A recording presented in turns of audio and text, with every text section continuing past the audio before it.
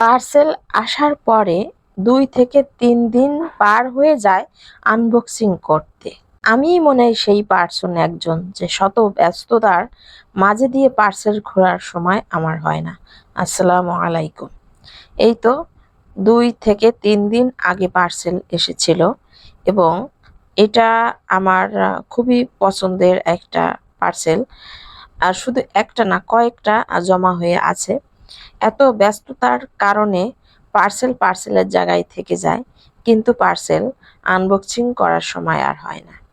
এই তো খুবই প্রয়োজনীয় অর্ডারগুলো সব দিয়েছিলাম। আর এই ব্রাশগুলো দিয়ে বাথরুম প্লাস বিভিন্ন জায়গার আহ, মানে কর্নারে যে জায়গাগুলো থাকে এগুলো পরিষ্কার করা যাবে, খুবই ভালো ব্রাশ। আর এখানে একটা গ্রেটার মেশিন আনা হয়েছে। দেখা যাক ব্যবহার করে কেমন হয় কি জানি না। আর পার্সেল অর্ডার করার আগে ভিডিওর মাঝে তো অনেক সুন্দর দেখা যায়, কিন্তু বাস্তবে আসলে কেমন হবে এটা বলার নয়। তবে ৩টে পার্সেলে জমা ছিল, আর সেটা আমি আজকে আনবক্সিং করে সেটা ভিডিও করে তারপর আপনাদের সঙ্গে শেয়ার করছি। এরকম অনেক পার্সেল আছে যে ভিতরে কি দিয়েছে এটাও আসলে চেক করার সময় পাই না, ওভাবেই পড়ে থাকে। তারপর এই তো বিকেল বেলায় বাচ্চাদের একটু নাস্তা বানিয়ে দিলাম। আর খুবই মজার নাস্তা ছিল এটা।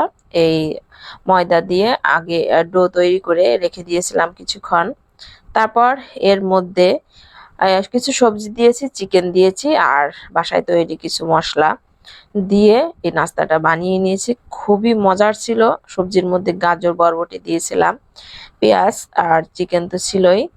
আর মশলার কথা কি বলবো, বাসায় তৈরি যে স্পেশাল মশলা যেটা দিয়ে আমি যে কোনো নাস্তায় দিয়ে থাকি, খুবই মজার হয় এবং খেতেও দারুণ হয়। বাচ্চারা তো খেয়ে অনেক খুশি। ইলিশ মাছের মাথা দিয়ে লাল শাক দিয়ে পাতলা করে একটা ঝোল রান্না করেছি। আর এই তো মাছ ভুনা করব বলতে কি, ভাজি করে দো পেঁয়াজও করে নিব। আর ঝোলের পাশাপাশি মাছ তো দরকার।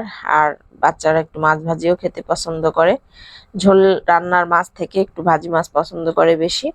যেন পেঁয়াজ একটু বেশি করে দিয়ে তারপর হচ্ছে দো পেঁয়াজাটা করে নিব।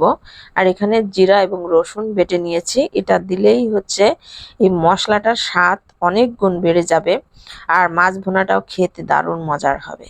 তো সবগুলো মশলা আমি কষিয়ে নিচ্ছি। এখানে হলুদ, লবণ, মরিচের গুঁড়া অ্যাড করেছি, সামান্য ধনিয়া গুঁড়া দিয়েছি, আর জিরা রসুন বাটা তো থাকবেই। তারপর মাছগুলো দিয়ে দিলাম এবং বলক আসলে সুন্দর করে রান্না করে নিব। এবং পানিটা শুকিয়ে আসলে, তেলটা যখন ভেসে আসবে, শেষ পর্যায়ে আমি ধনিয়া পাতা দিয়ে নেব। আর এগুলো ছাদ বাগান থেকে নিয়ে আসা ধনিয়া পাতা, আর এগুলো খেতেও অনেক মজার, সুঘ্রাণ আসে। তারপর তো আদা রসুন ব্লেন্ড করতে হবে, এগুলো একটু ছিলে নিয়েছে, সুন্দর করে ধুয়ে তারপর হচ্ছে ব্লেন্ড করে নিব। সুপ্রিয় দর্শক, ভিডিও যদি আপনাদের কোনো অংশে একটু ভালো লেগে থাকে একটা ছোট্ট লাইক কমেন্ট করে যাবেন। ভালো থাকবেন সবাই। আর চলে আসবো অন্য কোনো ভিডিও নিয়ে। সবাইকে আল্লাহ হাফেজ।